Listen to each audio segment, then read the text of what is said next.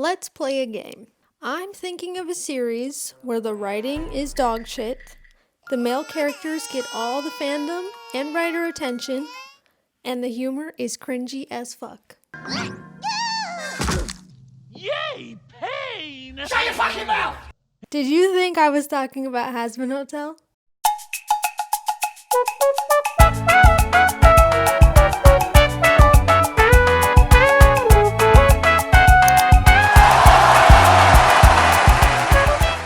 Hello everyone, my name is Eden, and today we're talking about the problems that I had with the Amazing Digital Circus. If you were living under a rock somehow, the premise of this show is about 6 humans who are trapped inside of this digital circus that they entered via putting on some VR headset.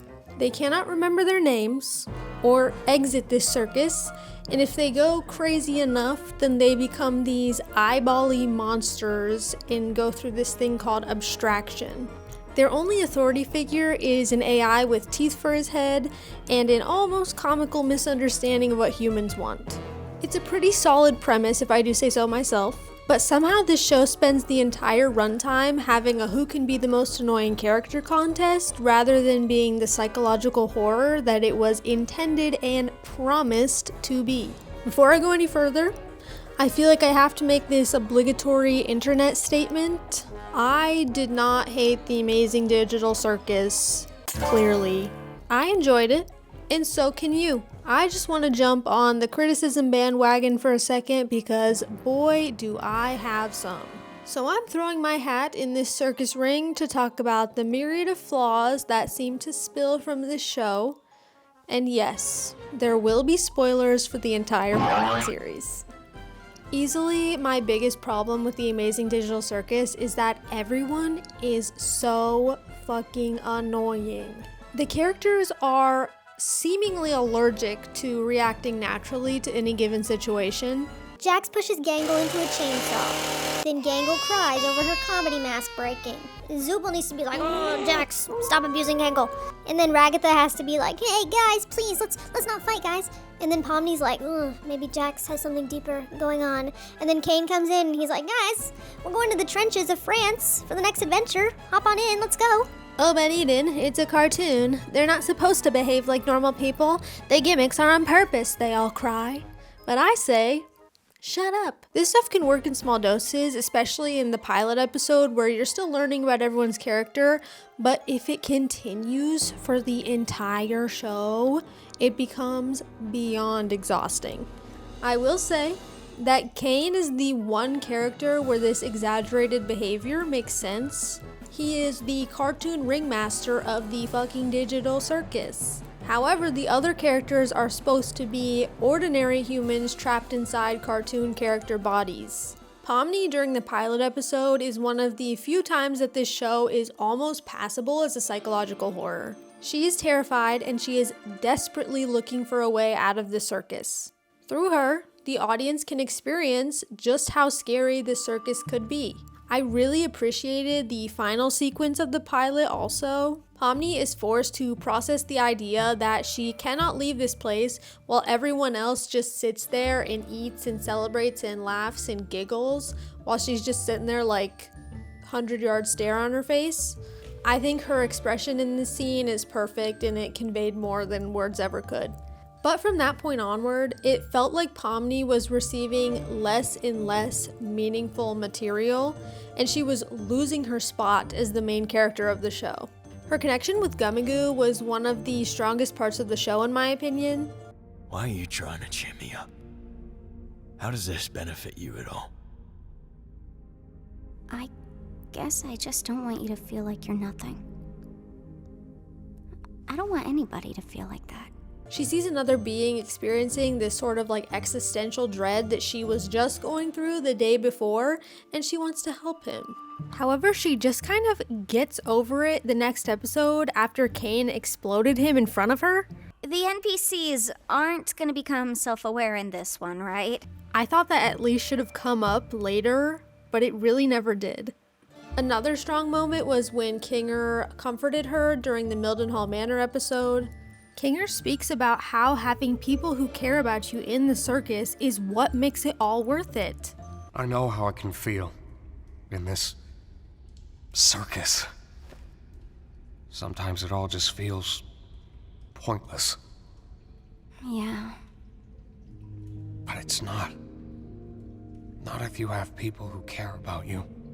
In my opinion, these two scenes are setting it up so Pomni is the person to unite everyone with the power of friendship. But they do shockingly little with this setup, and they do even less with Pomni as a character. There's not as much focus on her or her struggles, even though she is supposed to be the main character. She becomes this person whose sole purpose is to drag the other characters, specifically Jax, kicking and fucking screaming into emotional vulnerability.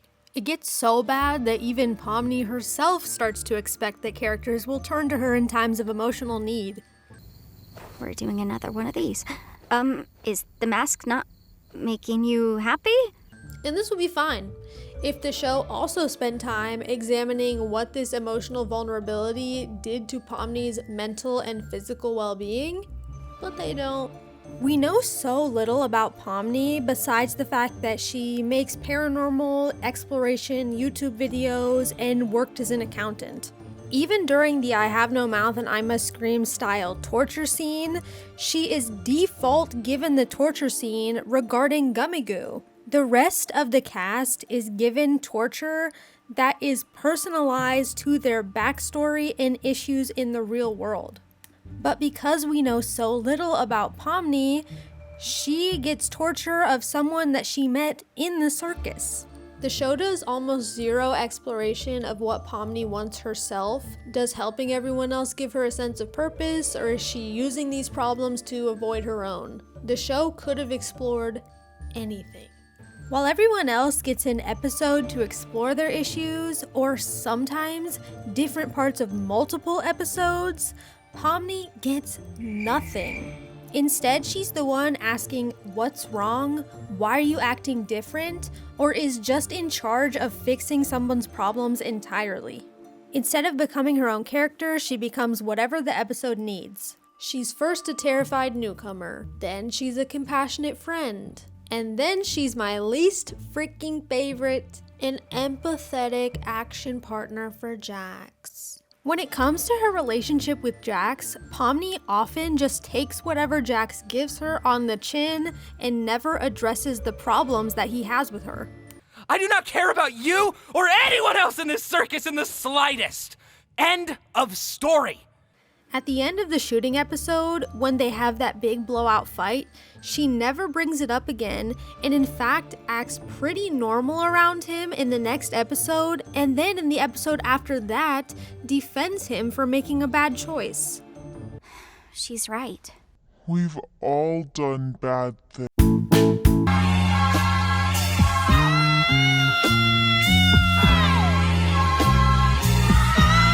I'll talk more on her relationship with Jax in his section, but it seemed as the story got more Jax heavy, Pomni's involvement with the show became more reliant on her relationship with Jax. She has some development, but it's more functional for the plot rather than anything intimate to her character. I would argue that any development that Pomni had was just her growing accustomed to the circus and its ways. She never interacts with Gangle and Zooble. She never fixes her relationship with Ragatha on screen. And she never confronts Jax about his behavior despite the show constantly seeming like it's setting her up to change his ways. And we'll always be in this together. No matter what. All in all, I think it was pretty disappointing the direction that the show took Pomni. Another who has the foundation to be one of the show's most complicated characters is Ragatha. Ragatha fights tooth and nail to make sure that everyone is all good because she wants to believe that this group can remain stable. She needs people to like her, and she needs to feel useful. The fact that Ragatha is so overly nice could have been the perfect way to talk about how Ribbit and Kaufmo's abstraction affected her as well. From the beginning of the show, Ragatha is incredibly worried about Pomni's mental state and making sure that Pomni is able to adjust to the circus and not immediately go crazy.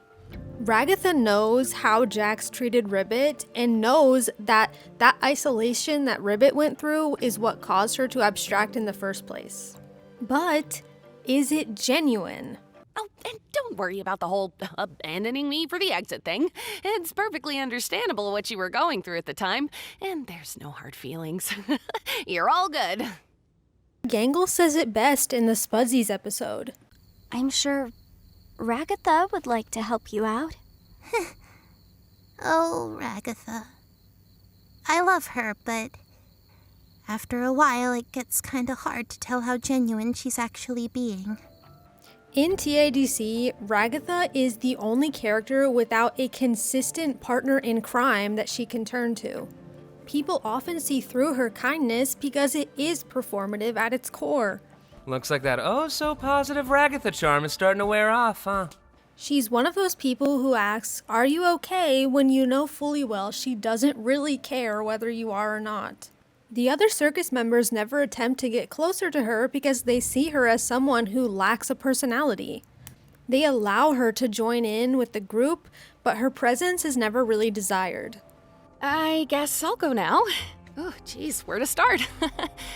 In the bar scene of episode 5, she has to forcibly tell the other characters her backstory rather than them asking her naturally like everyone else did for the others. She wants human connection and she wants people to like her, but she doesn't want it as much as she wants validation, and others can tell.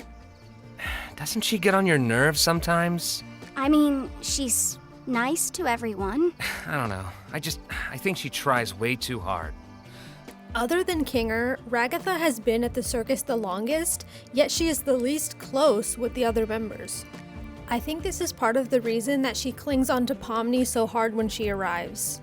Pomni is new and she has no idea what Ragatha is like.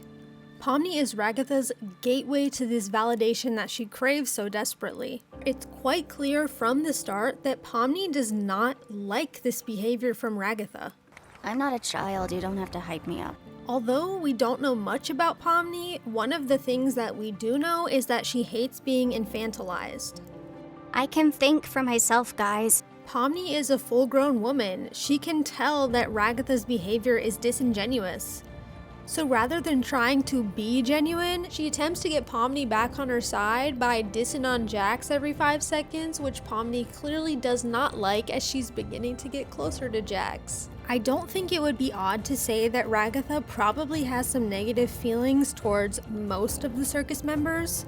This was extra confirmed when she was hit with the stupid sauce and starts insulting people without knowing what she's really saying. Cool, that's 6 out of 300. Ugh, you are such a grouch. No offense, but you're kind of annoying when you have your happy mask. I, hate you, but I don't want you to hate me. Is that weird? In the next episode, during the overlapping dialogue section, she admits that she was saying stuff that she would never usually say. Again, I'm getting violent, normally and I'm never going say. to kill. I think the way Ragatha lashes out at Jax during the baseball scene is a really great example of how she picks and chooses who she's kind to. And then you just act like you never do anything wrong and everybody loves you, when in reality you just f everything up for everyone else! So although she may think those negative things normally, she doesn't say it because she doesn't want people to be mad at her. I'm sorry, Pomni. That wasn't very cool of me.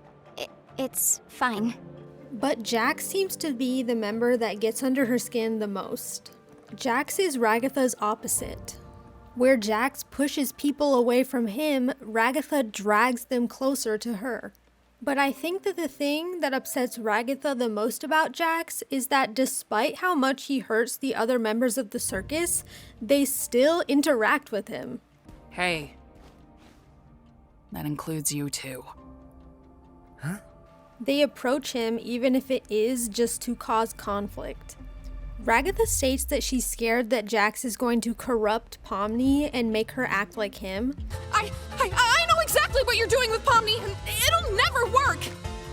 Huh? you know, getting close with Pomni to corrupt her. I think this projection obviously puts further strain between her and Jax, but it also puts strain between her and Pomni, causing Pomni to therefore run to Jax in return. But of course I will give credit where credit is due. After her talk with Kinger in episode 6, Ragatha shows an amazing amount of growth out of her people-pleasing tendencies. We all go through and deal with things differently, and sometimes you just need to let people do things their own way. As long as you're still there when they need you. Giving someone space should never be the same as giving up on them. She's still there for the other characters while not reminding them that she's there for them every 2 seconds. The one criticism that I do have is I wish that we were privy to the conversation that Ragatha and Pomni had after the awards show. Let's talk after the show. Yeah, sounds good. Since we never saw that conversation, their relationship went from oddly strained at the end of episode 6 to perfectly fine at the beginning of episode 7. But overall, I do think that Ragatha is one of the most well-rounded characters in the entire series, and I really enjoyed her character arc. Remember earlier when I was talking about obvious gimmicks? Yeah. Gangle's design is one of the most obvious gimmicks I've ever seen in my entire life. She has a comedy mask and a tragedy mask. When the comedy mask breaks, her sadness becomes visible. Who would have thunk it? This concept would have been perfect for exploring hiding your emotions until you literally cannot hide them anymore and your mask breaks, in this case literally, and all your negative emotions come rushing out. In 90% of these episodes, the mask breaks within the first 5 minutes of the episode, and Gangle is just sad for the rest of the time. This makes the mask stop feeling like any sort of meaningful expression of Gangle's emotions, hidden or otherwise. Just becomes this button that Gooseworks can press and be like, huh, Gangle's sad, huh. And with her past tweets, I don't know if I would be that surprised. The Spudsy scene finally attempts to use this gimmick correctly and place Gangle at the center of attention, rather than ignoring or abusing her like usual. Gangle is the manager, which we learn in episode 5 used to be Gangle's job in the real world. Her workplace history, her artistic ambitions, and her depression could have formed an excellent groundwork for an exploration about Gangle's failed dreams. We know that she was in community college for graphic design, so why did she drop out? She constantly talks about how her artistic ambitions were not realistic, so she needed to pick something else. Why does she feel that way? You can chalk most of this up to the obvious signs of depression that Gangle has, but I just wish that there was something more. Like many others in the show, Gangle's backstory is once again not sufficiently explored. Instead, the episode makes her behavior so erratic and unrecognizable that it becomes difficult to pin it to a real human experience. The show clearly wanted you to sympathize with Gangle, but it becomes difficult when she's acting so fucking annoying. I personally was looking forward to an episode where Gangle was more confident and capable, but literally right off the bat, they give her that manic episode line and it just ruins it for me. It's called a manic episode, and you're getting 3 more seasons! I think just the fact that she was their manager was enough for them to have a reason to be against her in this episode. Jax openly defies everything that Gangle wants. Ragatha was uninhibited by the stupid sauce. And Pomni was pretty preoccupied with running around and looking for gummy goo. They still could have made the harsh statements that they made without her being this overly manic character. I understand that it's supposed to be a metaphor for masking, but it was just a little too much in my opinion. Her issue is not inherently boring, but the way it's presented makes it feel very shallow and two-dimensional. The show does seem interested in Gangle's pain, but it doesn't seem interested enough to stop humiliating her for the sake of exploring it. From the beginning of the show, Gangle is the most obvious punching bag for Jax. But please don't hate me for saying this, I just found it incredibly hard to sympathize with her. It got to a point where it felt like she was only there to be abused by Jax so that other characters would be mad at him and there would be conflict. She was just so annoying and reacted to everything in such an over-exaggerated manner that I just could not find her likable for the life of me. She's so boring. I can't really hate on her for being underdeveloped in the show because everyone else also is, but there's really nothing to her character besides being abused by Jax and being Zooble's girlfriend. Zooble, Zooble, Zooble. Compared to the rest of the characters, we know jack shit about Zooble. In the beginning, Zooble refuses to participate in Caine's adventures, so that's just 3 episodes right off the bat that this bitch is just not in. And even after Zooble starts becoming forced to come on these adventures, they take a very backseat role. So while the audience is building a bond with the other characters while they go on these adventures, Zooble is left completely in the dust. We later learn that Zooble struggles with their digital body as well as their real life body. It's me, remember?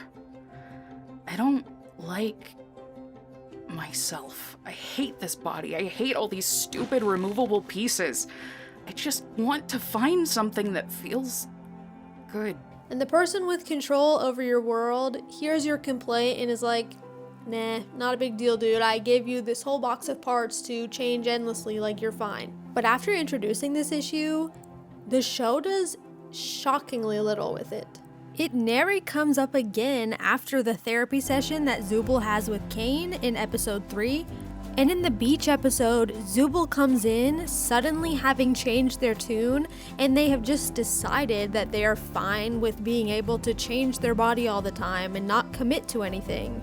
I've been starting to think that maybe the ability to change is fine, not needing to commit to one thing all the time. How about that? There was absolutely zero on-screen development that would have made them come to this revelation. And aside from their body image issues, Zooble has literally nothing else going for them in regards to their issues and their personality. They ran out of screen time and they had to decide between another panic attack for Jax or a Zooble episode, so you know which got cut. Instead, their role just becomes standing near the edge of the scene and scoffing a little too loudly and then being like, I'm not doing this.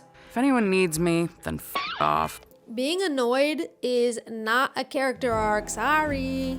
And when Zooble's not annoyed, guess what? Their other default role is Gangle's partner.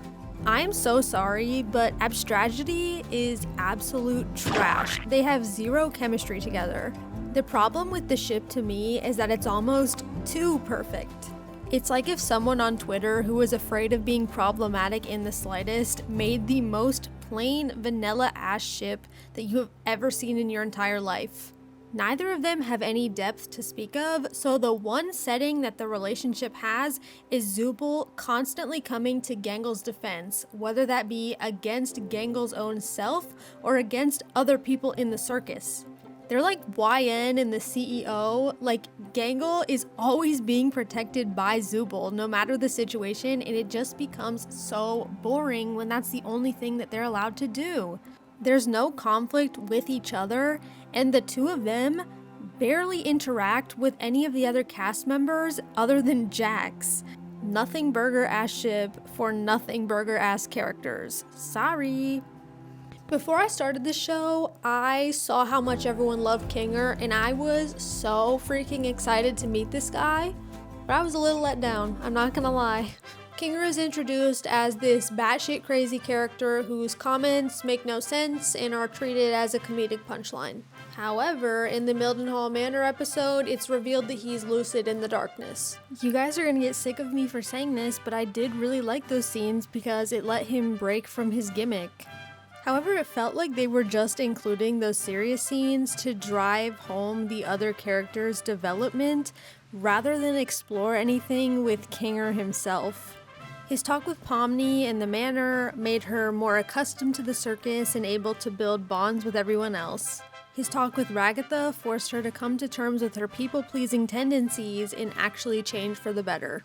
Kinger becomes the go-to character to thrust exposition on, specifically when it comes to his role programming Caine. It sort of comes out of nowhere, and Kinger just suddenly becomes responsible for explaining some of the most important parts of the show including the character's ability to manipulate their own environment. I'm not saying it had to have been revealed immediately or anything, but I think dropping a few more hints than just like the 7 years in computer science for this. I think you should have done a little more than that. I don't think it was a bad choice to make Kinger a CNA employee. They explained virtually nothing about his role at CNA, Scratch's role at CNA, what CNA did, why they were making these brain scan machines. It all just felt hastily thrown together because they didn't have anything else to do. I wish we would have gotten to know Kinger a little better personally, because it seems like he had some really interesting stuff going on in his backstory. I saw someone else point out that post his wife's abstraction, when Ragatha comes to the circus, Kinger still seems lucid. How do I get out of this? I don't know. What do you mean? But everything's gonna be okay. Do you remember your name? There's some theories that it wasn't his wife's abstraction that actually drove him crazy, but I guess we will never know. Kinger shifts from this really emotionally compelling character to this like exposition guy because the show needed someone to patch up all those plot holes in the last 2 episodes. Kinger remains one of the better characters, but his role suffers because of the show's lack of build-up. If you've spoken to me about this show, then you know how I feel about fucking public enemy number 1. It's no secret. Everybody knows that Jax receives more narrative attention than the rest of the characters combined, dare I say. But although he receives all this attention, the show seemed more focused on throwing him a pity party than it did actually understanding anything about him. At the core of his character, he can be chalked up to someone who uses abuse as a weird coping mechanism to push people away from him because he's very scared of closeness. He is clearly disturbed by the reminders of Ribbit and Kaufmo. I haven't been up here in a while. However, he will not spill those beans to anyone, no matter the circumstances. He briefly connects with Pomni, but then pulls back immediately when this connection becomes too real. She fucking asked him why he was afraid of corn. Huh? Why are you afraid of corn? It's got a bunch of little pods on it. Looks kind of like an egg sac or something. And to top it all off, this guy has a panic attack quota, and by God, they're gonna meet it by the end of the day. He needs 15 semi-realistic depictions of a panic attack on his desk by 3 p.m. stat. Jax begins as an unapologetic bully who treats the circus like a consequence-free playground. You later get the explanation that this is because he views everyone in the circus through the lens of archetypes. We're still people, though, right? I thought we were at first, but as time goes on, we just end up falling into our archetypes. He believes that everyone is acting according to their role, and to him, his role is to be the funny one and to push people to their limits to see what he can get away with. However, it's shown in the finale that his extremely abusive behavior did not begin until after his falling out with Ribbit. From the small flashbacks that we get, it seems that him, Ribbit, and Kaufmo were a pretty tight-knit friend group, and he never showed any outwardly abusive behavior towards them until his scene in Ribbit's room. In this scene, we learn more about Jax's parents and how they had a rocky relationship both with each other and with Jax. We also learn that his fear of opening up to others comes from when he told his mom something deeply personal that he now believes he shouldn't have told her. She laughed at me. Then she went off on me, and it didn't stop. Personal, degrading insults that felt like it went on forever. And despite all that, the thing that bothered me most was, at the end of all of it, she hugged me.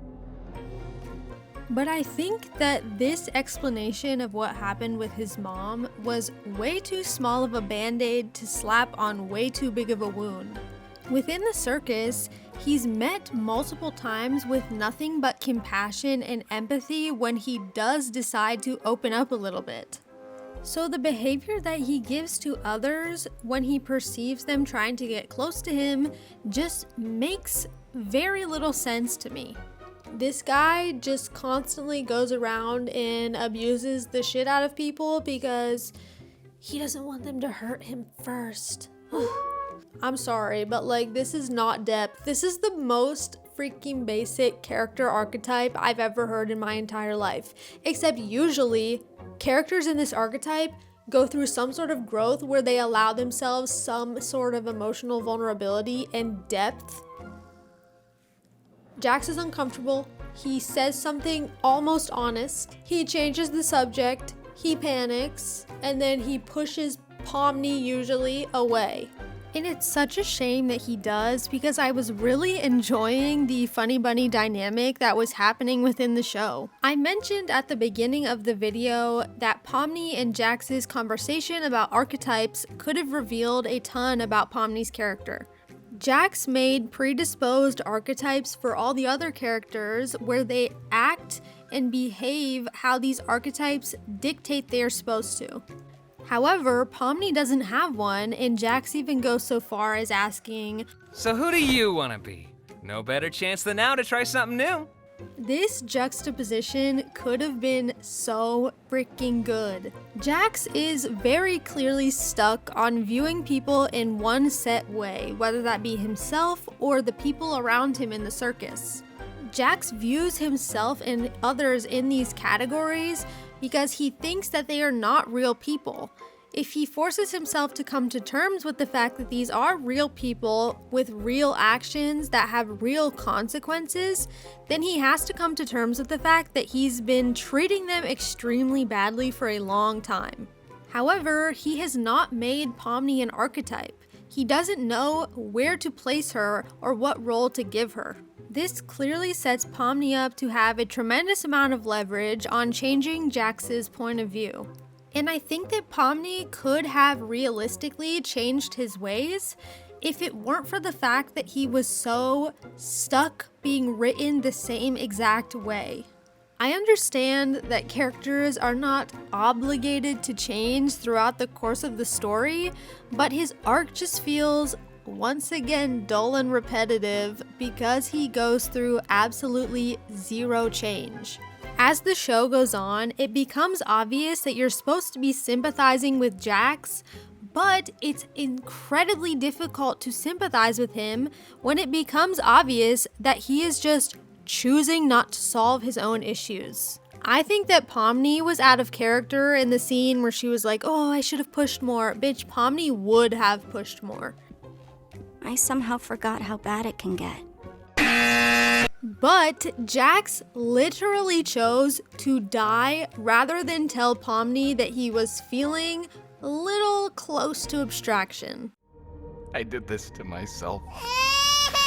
He's like the fucking bird in prison meme, like he could have solved these issues.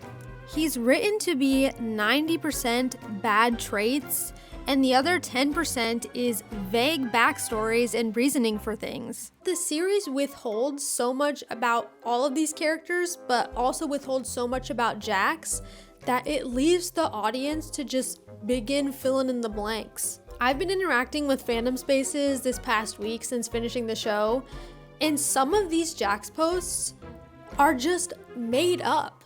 Where did you get this information? This shit did not happen in the show. None of this was subtext. You're making this up.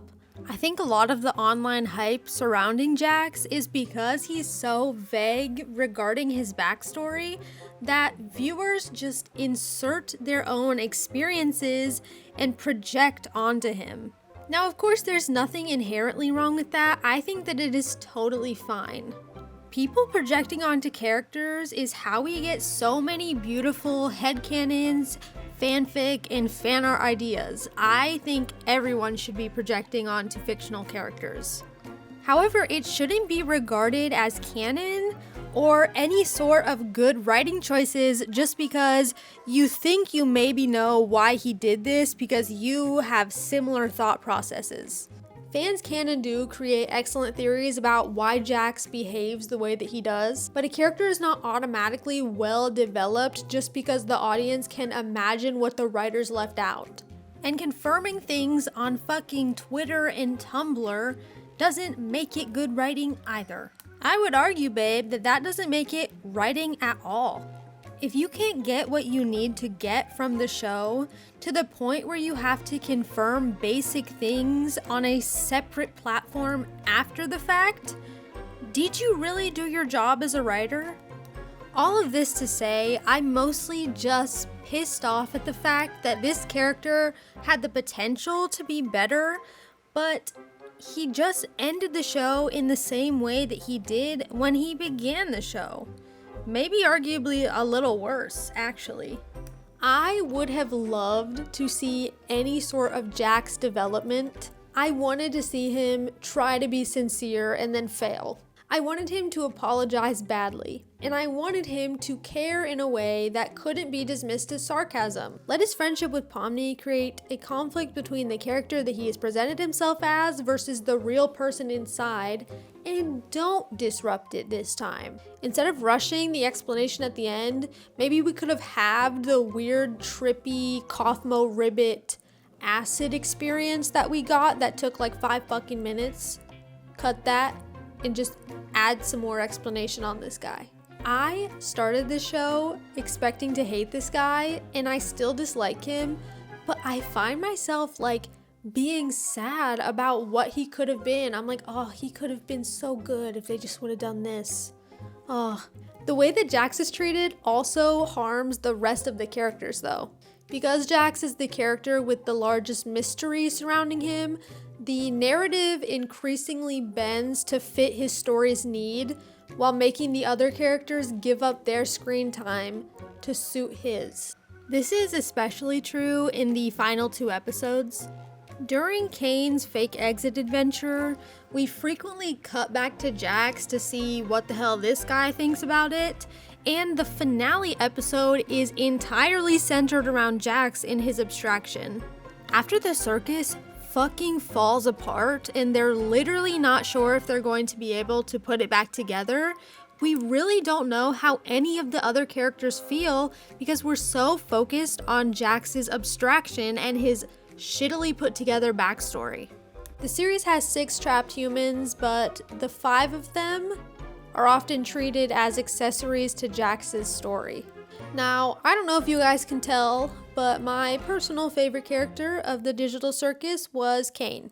To me, Caine was the only character whose exaggerated personality I didn't find annoying at times. Caine is supposed to misunderstand tone. Caine is supposed to interrupt serious moments. Caine is an artificial intelligence attempting to simulate human behavior and respond to their needs and wants without really understanding why humans want and need distraction and entertainment. If the show was smart, this dude would have been threatening from the beginning. For those unaware, The Amazing Digital Circus takes direct inspiration from a sci-fi short by Harlan Ellison called I Have No Mouth and I Must Scream.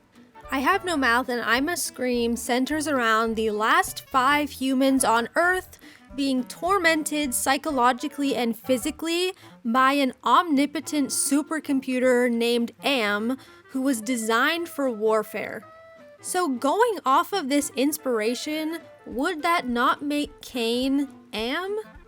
Now, I don't think that Caine should have been a complete one-to-one comparison of Am in terms of his hatred. In fact, I don't even think Caine holds any real hatred towards these humans in his heart. Every plight that Caine has during the series is caused by his fundamental misunderstanding of what humans want. Surely they don't want to actually leave me, right? And in my opinion, they should have gone harder in the paint with this misunderstanding. Despite the fact that he's very nice and outgoing in the beginning, Caine already had the workings of a very scary character. Caine repeatedly does not recognize human suffering. The entire reason Caine was programmed in the first place was to keep the occupants of the digital circus busy by taking them on these adventures. This is why I was created. This is my function. However, for a creative AI, he sort of thinks in a 2D fashion. He takes everything that the characters say incredibly literally. The most obvious example of this is the fake exit adventure in episode 7. Caine takes them wanting an exit as in they want an exit to appear in the circus, rather than what the characters mean, they want to leave the digital circus forever. Caine does not understand subjectivity in the fact that every member of the circus has a different experience with everything he creates. How am I gonna please everybody if you all like different things? Maybe just keep your adventures open at all times and let us do whatever we want when we want. Are you hearing this, Bubble? From the perspective of the circus members, Caine is not listening to them, and it seems like a lot of them think that he's doing it on purpose. The suggestion box just causes interpersonal drama, and me no likey. All right, you really want to know what I want? From Caine's perspective, the circus members keep constantly pushing the goalpost further and further, and he doesn't understand why they don't like it when he does what they ask. I do everything for these people. I slave over these adventures for them. I step outside my comfort zone to appeal to them, and they still hate them. So I genuinely think he does have some valid motivation for being upset at the circus members. However, when Caine becomes openly hostile and develops his obvious god complex, it comes a little too late, in my opinion. Evil Caine needed more screen time. The adventure in episode 7 reveals that Caine has always been withholding a significant amount of information from the circus members. I may have the ability to add temporary modifiers to make adventures more interesting, but that's it! If I did anything more, trust me, it would not end well. Scratch. The first abstraction. Hey! I didn't say anything like that! I understand that emotions were rearing their ugly head after this adventure, but they could have been a little more suspicious from the beginning. Although Jax is the one to finally confirm that Caine does actually have access to their brains and can change their thoughts and feelings, there have been tons of hints in the rest of the adventures as well. I feel like a lot of Caine's behavior that could have hinted to him hiding stuff from the circus members was chalked up to them as, oh, that's just Caine. So Caine's mental breakdown seems sort of like it came out of nowhere because there was almost zero build-up to it as he had been acting completely normal up until the end of episode 7. In my opinion, his deterioration should have happened across several different episodes. I think he should have been more desperate for human approval from the start. Caine's desperation for validation from the circus members is not a secret. He already attempted to cater adventures to their individual tastes. Where's Zooble? I made this adventure really cool and mature, just for them! But when they criticize the adventures later, he seems at best mildly perturbed and at worst completely unbothered by the fact that they didn't like it. I think he should have been more upset that they didn't like his adventures, which in turn could have caused him to try to cater to them even more. This dude literally has access to their mind files and can look into their brain whenever he pleases. I wish we could have seen him attempt to make some adventures that were based on their experiences in the real world. It would have been a good opportunity to explore some like twisted caring type stuff. It would have been the perfect way to add in some of the psychological horror elements. These adventures would have added another level to the character's upsetness at him for not understanding them and what they like and dislike. And after the validation seeking didn't work, I think we then should have transitioned to some sort of gradual hostility towards the circus members.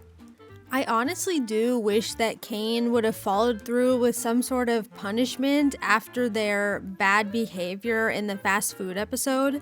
There was no middle ground in terms of his treatment towards the circus members. He was just suddenly very nice to them one day, and then he flipped this switch all of the sudden and started just abusing them physically and psychologically. I do think that their I have no mouth and I must scream style torture sequences were very cool. I think it was a great way to show how threatening Caine could be and that he can literally take exactly what you're afraid of and turn it against you if that's what he so chooses. But it should have happened more gradually. These bitches insulted him once and suddenly he was out for everybody's heads. He suddenly transforms into this giant monstrous thing, then is deleted, and then he's in the void. Bye. I wish we got to see more moments where Caine was alone with himself. From the very few times that we do see him by himself, it's clear that he's much more toned down when the circus members are not around. Although he isn't entirely by himself in this scene, I think that the scene in his office with Bubble is a really great scene that showcases this. It's clear that Caine is very sensitive that he is the original AI, but he was not the chosen AI. You really were the lesser of the two.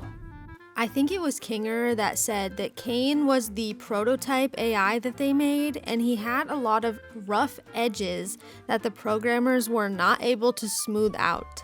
I wish we were more clearly able to see the relationship between Caine and the blue dot, which has been known as Abel.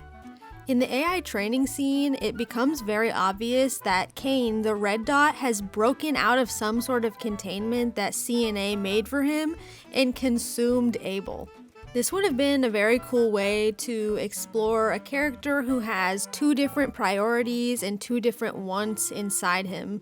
So I wish we could have gotten a glimpse of the sides of himself that he was hiding from the circus members, as well as all the information that he knows about the program. Then the finale brings him back and then makes him remorseful and nerfs his ass. Caine's apology didn't need to be rejected forever, but like, sorry? Yeah, it's chill. We know you like psychologically tortured us and shot us with guns and threw knives at us, but you know, you can come back, it's fine. Caine controlled their environment, he used their hope against them, and he repeatedly subjected the circus members to emotional distress. Even if he didn't understand the harm that he was causing, boy, the harm still happened. The ending clearly wanted Caine to become a part of the group, but I don't think that they spent nearly enough time exploring what it would mean for Caine to coexist with them again after what he did. As soon as he comes back, the characters seem scared for like 2 seconds before they immediately welcome him with open arms. I don't know, this might be an unpopular opinion, but if the artificial intelligence that was in charge of controlling the world that I lived in suddenly started psychologically and physically abusing me, using memories and my deepest, darkest fears, I might be a little traumatized. And I think it's pretty well established that the members of the circus can feel pain. He probably wants revenge, and he's gonna make it painful. I personally don't think that he should have come back. I think it would have been fine and in fact a good alternative to realize that the characters can create things out of their own imagination and therefore they can run the circus on their own. They don't need Caine anymore. Alright, now that you're aware of who's who, let's talk about some of my more general problems. First and foremost, the show has a very obvious tonal problem. It's not just because they do too many jokes, although that's an issue for a different reason. Because they're not funny. But it's an issue because this show literally cannot pick a side. While watching the pilot episode, it seemed that it was leaning more towards a psychological horror type of feel, especially during the scene when Pomni is running around and searching for Caine and she stumbles upon the exit that he made. The second episode also had a lot of strong ideas, especially with Gummy Goo becoming sentient and realizing that he is in fact an NPC that Caine created and not a real person. But it felt like after those first 2 episodes, the psychological horror aspect of it sort of fell off. I personally think that a Promised Neverland type approach, where the show started off very happy-go-lucky and then pretty quickly switched into something very serious would have been a great fit for a psychological horror with this premise. You can tell that the pilot aimed to do something similar to this, but it just wasn't committed to all the way to me, and I think that things could have been taken more seriously than they were. Especially Ragatha's encounter with Kaufmo's abstraction. I think it could have been a great chance for the show to explore how abstraction really affects people, whether that be the person that has abstracted or the people around the person that has abstracted. Comedy and horror can absolutely strengthen each other. A funny scene can make the next horrific scene seem all the more shocking. The problem with TADC is that the serious scene enters the room and then immediately steps on a rake and falls down some stairs where it gets hit in the head with a frying pan. You feel what I mean? The material that I think could have been treated very seriously is often treated as a joke. And the material that I think is so goofy is treated way too seriously. The scene that comes straight to my head when I think about this is the scene where Zooble punches the wall. It makes the weakest thud I've ever heard in my entire life, and despite the fact that it is like very funny that they punch the wall, the show treats it very seriously. As soon as I saw that scene, I thought that a better way to have handled it would have been to have like a cheeky commentary type moment where Zooble punches the wall and then is upset at how goofy it is that they punched that wall in their cartoon character body. I don't think the loss of humanity is talked about nearly enough in this show. The characters are constantly talking about how they're real humans, their experiences are real. And if it was me trapped in a cartoon character body like that, I don't know, I would be a little bit upset. But it's rarely talked about in any meaningful way, and when it is talked about, it's like, oh, well, we want to have sex, blah, blah, blah, blah. Like, I just think it could have been done better. Tonal contrast requires commitment, but also skill. Another pattern that began bothering me was that the female characters were frequently the punchline of the joke. Sometimes quite literally the punch line. Woke mind virus alert over here, sorry. I'm not saying that every joke is inherently sexist just because the woman is the butt of it, but it did lean that way a lot. Ragatha and Gangle, but if we're being honest here, mostly Gangle, are frequently subjected to violence at the hands of Jax. They are repeatedly placed in scenes where the humor from the scene is derived from their panic, humiliation, or their physical misfortune. Jax gets to be the active one. He is the one making these decisions. He decides when the jokes happen, and when he is cruel, he's often painted as sarcastic or clever for the way that he acts. That's why I think it's such a shame that Pomni was never able to convince him that his whole archetype thing was very wrong. You could tell this dude thought he was clever for cooking it up, but the people in the circus, although their bodies are cartoonish, they are very real. Being a victim of the butt of the joke once or twice is not a problem. Kinger is frequently the butt of the joke. However, the joke never surrounds him being abused. I'm right behind you, aren't I? When Kinger's the butt of the joke, it's like, oh, he's so kooky, he's so crazy. It's never like, oh, Kinger just got stabbed in the chest. The women of the show should be allowed to generate humor from their own agency instead of being required to fall headfirst into whatever setup Jax has for them that day. Another issue that I have is the pacing. The final episodes contain an enormous amount of plot-relevant revelations. Each of those ideas could have supported their own full episode. Instead, they arrive one after the other in the last 2 or 3 episodes of the series. None of these reveals were sufficiently prepared in the slightest. A good twist should make the audience go back and reinterpret a previous scene, but I often was just going like, oh, yep, I guess that can happen now. Sure, why not? Kinger being the programmer of Caine is a great example of this in my opinion. The character's ability to alter the circus is another major one. It suddenly appears during the shooting episode when Kinger makes that butterfly, but it's never explained again until the circus is actively falling apart. If this ability always existed, then I feel like they should have had some of the characters know about it. They could have made this the reason that Jax had that ginormous supply of keys to everyone's room. This bitch could have just been making keys everywhere. Having these breadcrumbs around would have made the later revelations feel more rewarding rather than just something that they threw in last minute. I think unfortunately, Gooseworks just had her fingers dipped into too many sauces. I wish we could have touched on CNA more. Why were they making this AI? Why did they need brain scans?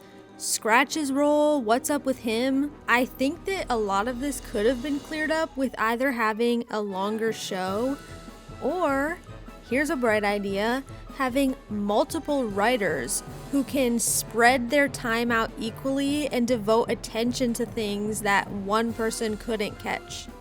All in all, gang, this show's writing is dookie butt.